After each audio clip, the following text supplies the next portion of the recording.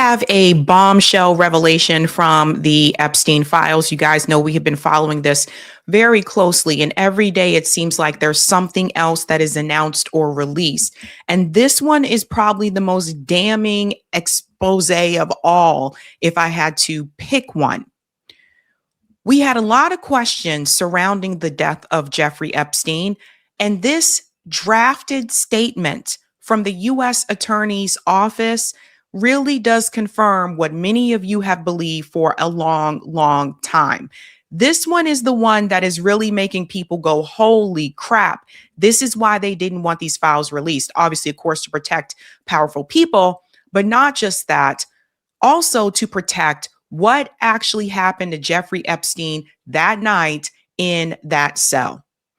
It is this release here, and it was Clint Russell from Liberty Lock Pod who shared it. He was the first one that I saw that shared this, and I double checked the files as well, and I can assure you it is there. Couldn't believe this was real, so I double checked the DOJ site. It's real. U.S. Attorney Berman announced Epstein's death with letterhead dated the day before he was found dead. It gets weirder. Bill Barr announced Berman's resignation less than a year later. Berman denied he was resigning and was then removed by Barr on June 20th of 2020. Trump denied any involvement, but it was confirmed by later reporting that in fact it was Trump who wanted Berman removed. The rabbit hole is endless. So let's get to the document in question, shall we? Here's a screenshot of it here. This is a draft from the United States Attorney's Office, the Southern District of New York, U.S. Attorney General. You see it says here, Jeffrey Berman, for immediate release. Check the date, Friday, August 9th, 2019. It even has the contact information here. So what does this statement say? Statement of Manhattan U.S. Attorney on the death of defendant Jeffrey Epstein. Manhattan U.S. Attorney General Jeffrey Berman said earlier this morning, the Manhattan Correctional Center confirmed that Jeffrey Epstein, who faced charges brought by this office of engaging in sex trafficking of minors, has been found unresponsive in his cell and pronounced dead shortly thereafter.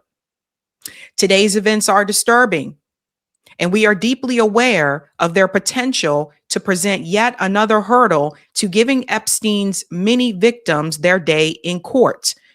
To those brave young women who have already come forward, and to the many others who have yet to do so, let me reiterate that we remain committed to standing for you, and our investigation of the conduct charge in the indictment, which included a conspiracy count, remains ongoing. Now, this is 2019, and they told you that this remained ongoing.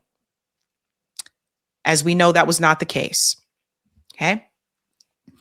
But the important part about this draft right here, and I'm going to show you the final one, is the date. Friday, August 9th, 2019. This was the first draft that Jeffrey Epstein was found unresponsive in his cell. But there's just one problem.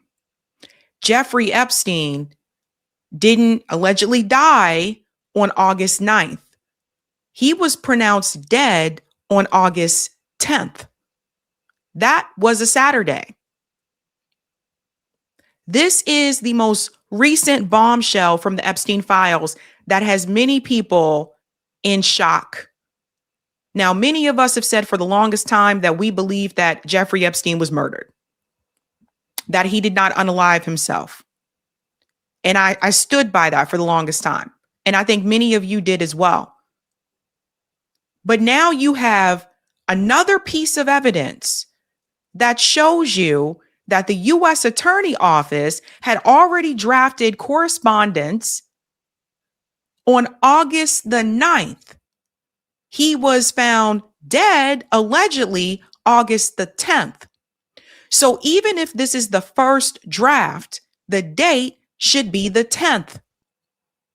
Now, I know many people may see this and they may say, well, maybe it was just a mistake. Maybe they just happened to get the date wrong. Sometimes people confuse dates. Okay. But the day is also there. The day says Friday. August 10th was Saturday. Let's get to the final draft. Let's show you here. Shout out to Aaron Parnas for sharing this. The final press release sent out on August 10th added the words apparent, we're going to say unaliving because it's YouTube, apparent unaliving in the first sentence. Those words did not appear in the press release dated August 9th. So let's look at the final press release.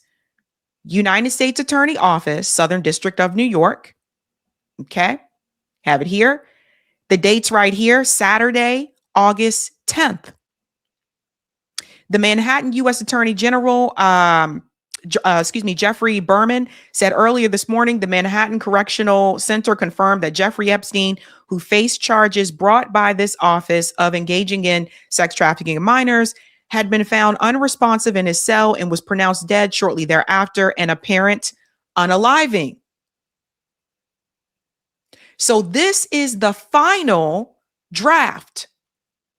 Again, all this is in the Epstein files. So now all of a sudden, it goes from found unresponsive to unaliving. And the dates are different. So they said he died on August 10th. The first draft said August 9th. The first draft did not say that he unalived himself. It just said he was found unresponsive. Let's continue on here. Today's events are disturbing, and we are deeply aware of their potential to present yet another hurdle to give Epstein victims their day in court, to this brave young women, yada, yada. So that's the same verbiage there. And again, that is dated August 10th. So we got a problem, ladies and gentlemen. Because you see, now you're starting to see other reasons why they didn't want you to see these files. Like, obviously, of course, the most obvious reason is that they're trying to protect powerful people. But then there's little things like this, right? Which basically shows you one or two things happen. Let's say you still don't think that there was any foul play here. Okay. Then that means that the U.S. Attorney's Office is completely clumsy and reckless, right? Because I could even understand maybe you made a mistake with the date, the 9th, the 10th, maybe you just got the date wrong. But the day, like you said, Friday, August 9th. Now, all of a sudden, it does not make any sense to me. In the first draft, you said that he was found unresponsive. They didn't say that he unalived himself. And in the final statement, all of a sudden, the day is the 10th, and it says he unalived himself. And then they will point to people and get mad at people for asking questions when it's quite obvious what is happening here. Just more evidence, in my opinion, that shows that he was killed. And if he wasn't killed, he was taken away. Let's not forget what another person said. Let's go ahead and go to this part here, ladies and gentlemen. We have to remind you of this. There was an individual who anonymously posted on 4chan this morning of Epstein's death, August 10th, 2019, has been identified in the Epstein files as Roberto Grijalva. He was an officer at the Metropolitan Correctional Center in New York. He claimed that Epstein left his cell Friday evening, shackled in a medical wheelchair, while at the same time an unauthorized trip van arrived at the prison, which he believes took Epstein away the night before the news broke of his death. Now, Roberto had said that he saw Epstein leave. He was taken away from his cell on August 9th. The first draft of that letter from the U.S. Attorney Office is dated August 9th. Let's go on here. I just want to show you. We have the images here. Roberto Grijalva up here is highlighted, signatory details. So you can see, yes, this person was real. Yes, they did exist. Okay, let's go here. This is the post. It was posted anonymously at that point in time. And it's dated August 10th. Not saying anything after this. Please do not try to dox me. But last night, after 4:15 count, they took him medical in a wheelchair, front cuffed, but not one triage nurse says they spoke to him. So first of all, they took him. We have to ask the question, who is they? Next thing we know, a trip van shows up. Trip van just shows up magically. We do not do releases on the weekend unless a judge orders it. Next thing we know, he's put in a single man cell and is supposedly unalive. Here's the thing. The trip van did not sign in, and we did not record the plate number, and a guy in a green dress military outfit was in the back of the van, according to the tower guy who let him through the gate. You guys, I'm shaking right now, but I think they switched him out. Give me a second.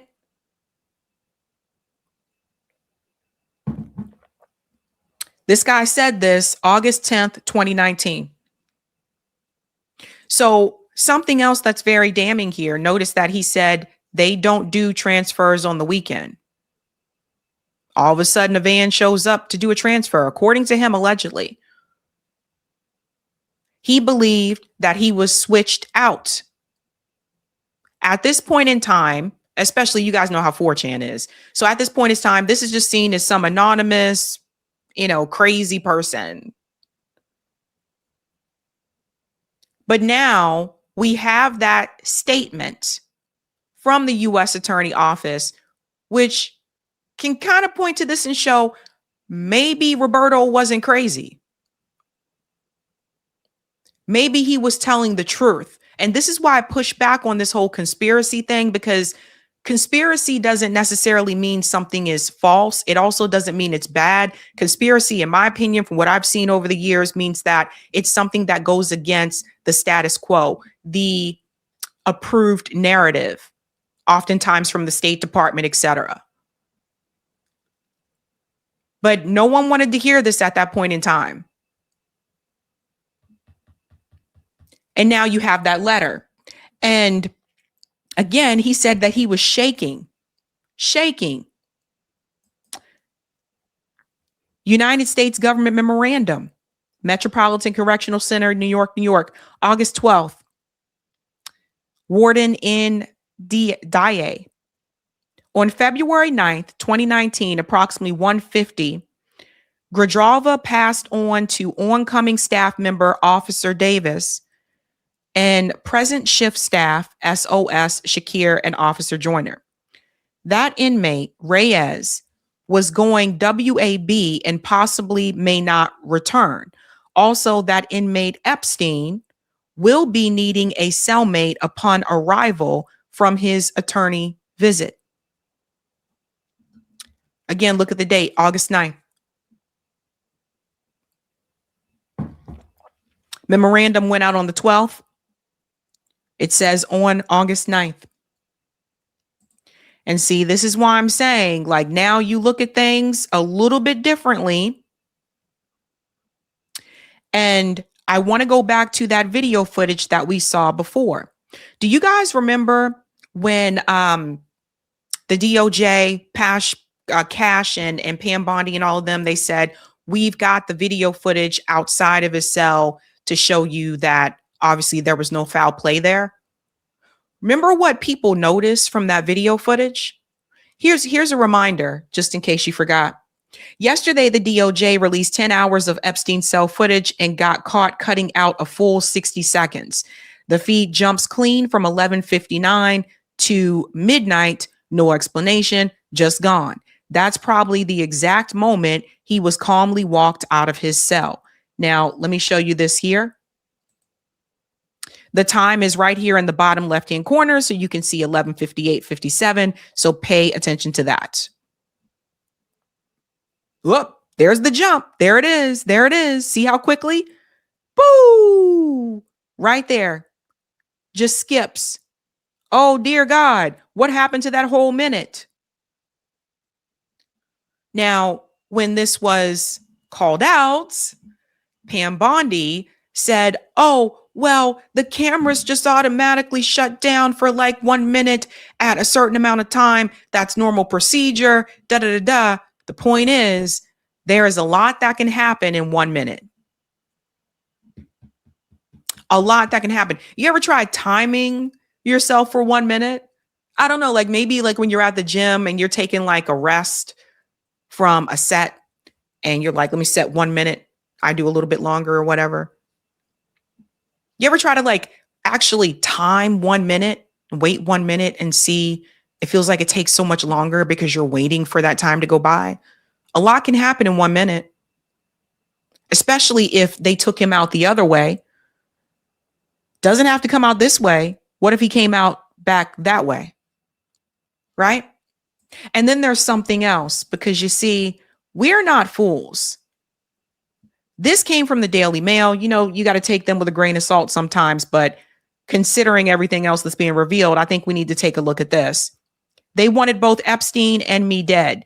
Jeffrey Epstein's cellmate levels extraordinary claim that the government deliberately left Epstein unprotected in the jail cell. This was reported February 6th. Let's go down here. Right about here. Targeloni, that's his cellmate, asserted a terrifying conspiracy. See again how they keep using this word conspiracy? That's to discredit. That Epstein was deliberately exposed to violence as part of a calculated effort to ensure he would not survive long enough to stand trial. I was clearly not protected on purpose, nor was Epstein. I truly believe that the government wanted both Epstein and me dead. Fast forward to up here, it says, the former cop further alleges that shortly after he was transferred to the Metropolitan Detention Center in Brooklyn after Epstein's death, he was assaulted by other inmates with a lead pipe, along with other violent interactions with other inmates where he was nearly beaten to death. Let's go on a little bit more here.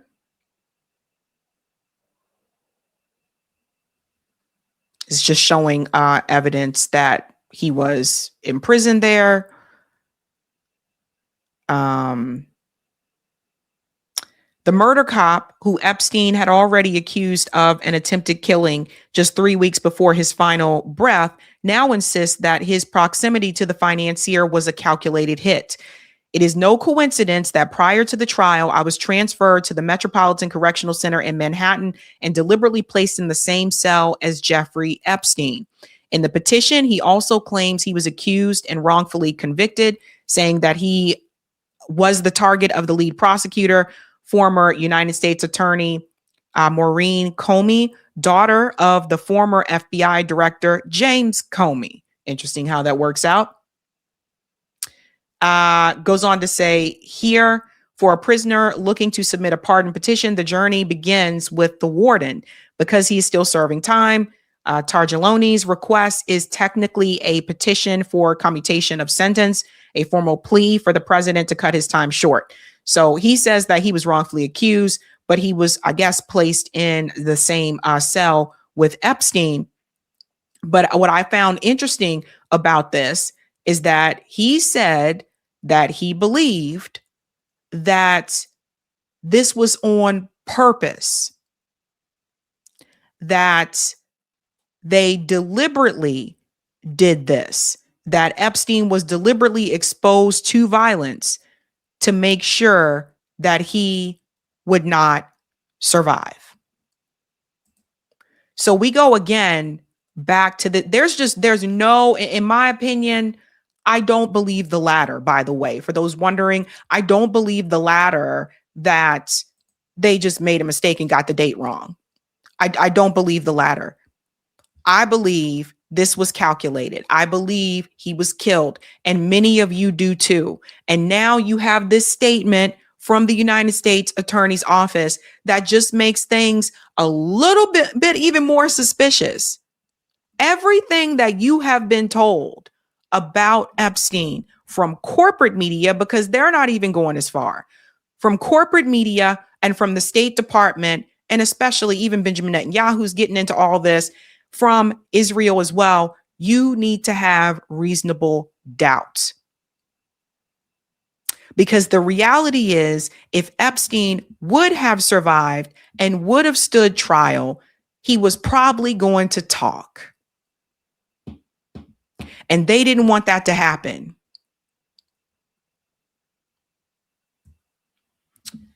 I got to tell you guys, I think a lot of times people look at people who are called conspiracy theorists or whatever, and they're like, these people are crazy. They don't know what they're talking about.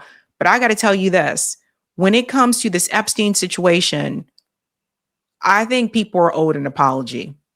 I really do. There are many of us that have been covering this for quite some time. I've been talking about Epstein, I think, for years, not as much as I have been the past week, because there's so much to go through with these files. But the reality is that the US government, they wanted you, actually the US government, the FBI, the intel agencies, they really wanted people to just look the other way on this one. They did not expect for people to press them for these files like Ro Khanna, Thomas Massie, and Marjorie Taylor Greene. And the reality is, without them doing that, we don't have these files. And we still don't have all of the files. But they didn't expect this to happen. They figured, well, everybody knows this guy was a creep. It'll just go by the wayside. But that didn't happen. And Kash Patel and Pam Bondi and Dan Bongino, even though he quit, all of them are complicit. They lied to your face and told you there was nothing to see here. They saw the same files that you and I saw. And actually, they even saw more, because we still don't have all the files. These people are liars, and they need to be held accountable. All of these people, there need to be demands right now that Pam Bondi and Kash Patel resign immediately. And those demands need to come from us, the people, but also Congress needs to make that demand. These people need to resign. So I have more information that's going to be coming forward about other things that just came out about these Epstein files, that I have to do these in separate videos just because it's so much information. But when we get to all of it, it just gets crazier and crazier. Hey guys, this was a Sabby clip. If you like what you saw, hit that like button and subscribe.